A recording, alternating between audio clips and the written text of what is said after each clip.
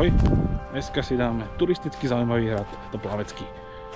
Plavecký hrad vznik 50-60 13. storočie. Nevie sa to presne, teda aspoň to tvrdia zdroje, čo som si dohľadal. Ale čo sa presne vie, tak stál tu určite 1273, pretože pod ním bola bitva a bili sa medzi uhorské vojska a vojska Přemysla Otakara II. Tento hrad si treba vyšlapať, je to tak do kopčeka, ale tak je to fajn, akože není to nič také smrtonosné, takže to sa dá. Nejaké zaujímavosti: v čase, keď hrad patril Štefanovi Balášovi, a to v rokoch 1579 až 1584, na hrade fungovala jedna z prvých kníh tlačí na Slovensku. V druhej polovici 16. storočia hrad prestavali.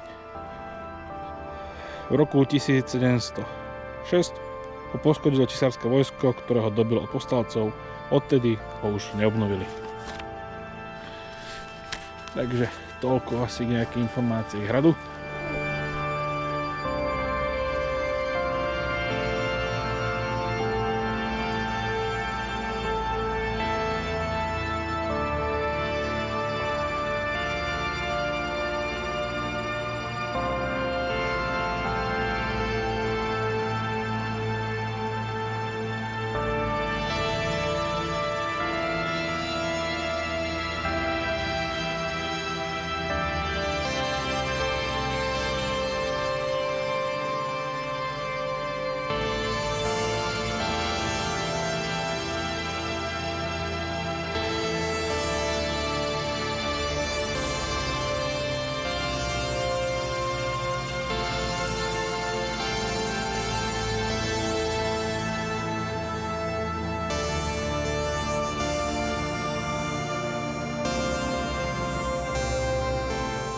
Pozrieme moju ďalšiu tvorbu a vidíme sa na ďalšom výlete. Ahoj.